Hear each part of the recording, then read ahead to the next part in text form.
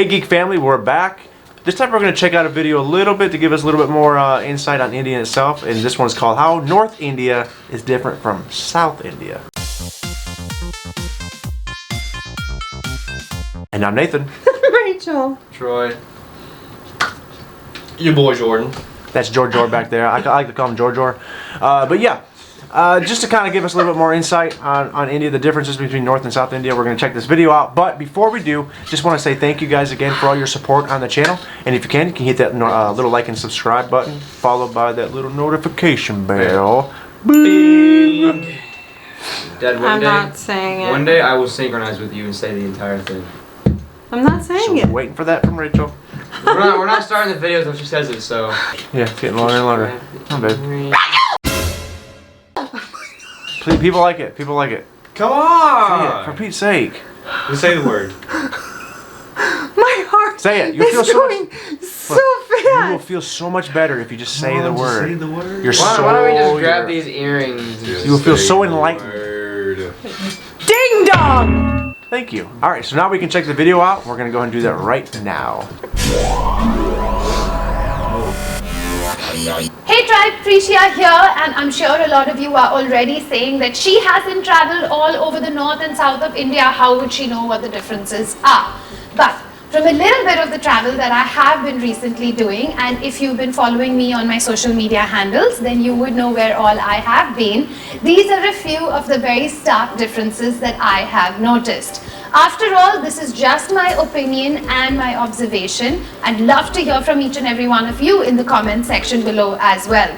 All of you from the east and the west, sorry for ignoring y'all, but this is about someone else.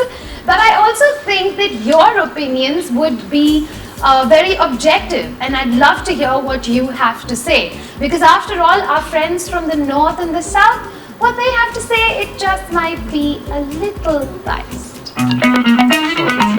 To get a scale of the distance between the northernmost state and the southernmost state, it's the distance between France and Nigeria or Canada to central Mexico. Oh, wow. So if the distance is going to be this much, there are bound to be differences even though they belong to the same mother. Yes, there are major differences, especially when it comes to food. The churidar versus the kanjivaram, Hindustani music versus Carnatic music, the lush mountains of the north versus south, and plenty of misconceptions like the color of skin. But hey, these guys, they're from the south, and these guys, they are from the north. The difference between the two has a historical foundation, and if you take a look at this video, then you can see that the south of India was colonized very few times. The Chola kingdom and the early Pandya dynasty, they ruled for a close to almost 1,000 years. Under stable governments, culture, art, architecture flourished. And that's why if you look at any of the dance or paintings from India, the older schools were always found in the south. The north, in the meantime, was constantly under attack, and different empires would rule and erase the previous empire's contribution. When I talk to people, I find that they think of India's history in very blanket terms, of the British, the Mughal, the Marathas, the Rajputs, but from this video you can see that India, especially the north, was ruled by many different empires. While the Gangetic plains were fertile, they were also easily accessible through the Khyber Pass. The south, on the other hand, equally fertile, but accessible only by boat. A lot of the boats that did land there, they were merchant boats and not led by armies. With trade came an understanding of other cultures without having to call them masters. Now here's a story that will blow your mind, especially if you just joined the tribe. People have a tendency to believe that Islam came from the north, but the very first mosque to have been built in India during Muhammad's lifetime was built right here in Kerala. The king of Kerala had heard of Muhammad and set sail to meet him. Even though he didn't manage to convert to Islam, he did promise Muhammad that his people and his followers would have a place of worship right here in the south. and that's where the first mosque ever got built in India.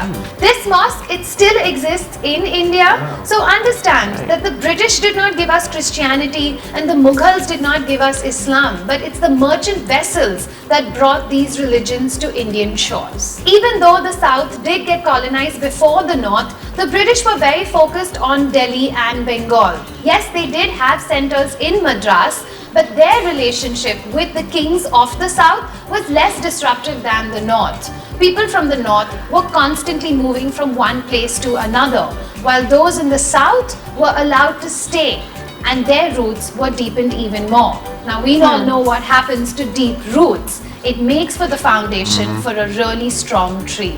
Why is it that Kerala and Tamil Nadu are spotlessly clean as compared to UP, MP or Bihar? It comes from education, it comes from culture, and it also comes from having a deeper sense of belonging.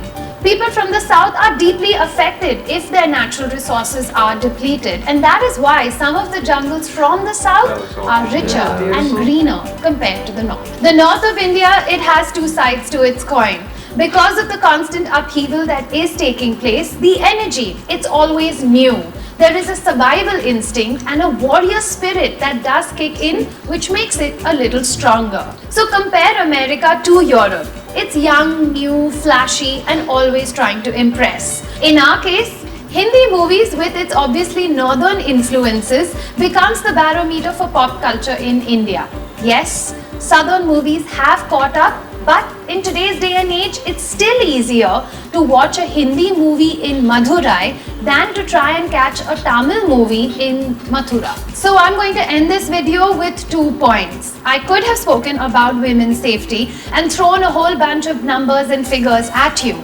Yes, it would be a very good barometer of a society's progress. But at the same time, we have to understand that Kerala, it was matriarchal. Women over there are much more educated and therefore more empowered. But honestly, this is another whole topic and it could be a whole video by itself. Because they have more peace, different religions are able to exist with one another, and they're also less suspicious of each one's intentions as compared to the North.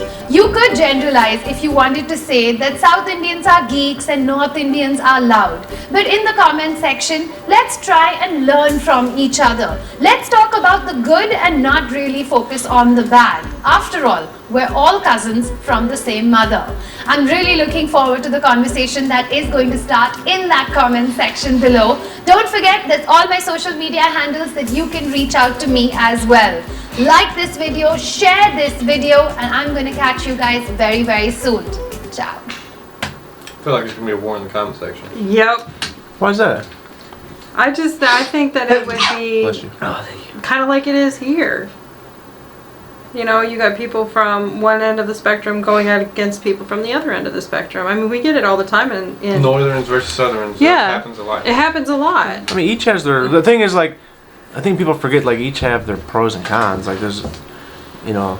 Sorry. Yeah, but if you're from, say, if you're from like the South, okay, you know, you're raised around all Southern people. You want southern U.S., right? Yeah, Southern U.S. Okay. Naturally speaking, if a Northern comes down, most people are not gonna, even if this Northern could be talented in many ways. You know, being a Southern, you know, I don't know how this all got started, probably some retards or something. But, you know, they're gonna be like, oh, he's just Northern, he's all preppy, city boy, you know. I mean, you remember what it was And- like when we came down. And then, you know, the Southern part is not gonna let up on that Northern guy because he's just from up north instead of down south. You know, it is two different, completely different things. You know, because most Southerns raised in sticks, and you know, then you got the Northern. You know, houses are big apartments. You know, you're constantly around people. It's a lot of people. Yeah. Southern's more peaceful. And that is true. That is one thing where it took me years of living down south to realize that. Moving down here, people are like, oh, people from the north are always, everything's so fast. Like, they talk so fast, and they're kind of rude.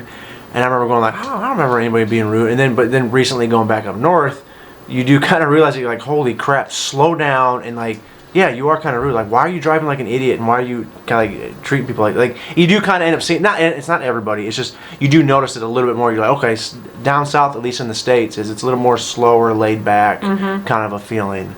I mean, versus up north. Nathan and I both spent our younger years up north. I grew up in Detroit. He grew up in a little town, mid-Michigan. Mid-Michigan town. When we came down here, we came down early 90s. Early 90s in Mass when they did a production company and everything like that, but that's another story. When I came down here, it's a culture shock because it's completely different. Like he said, when you come down here, it's much easier going. People are nicer. People are, you know.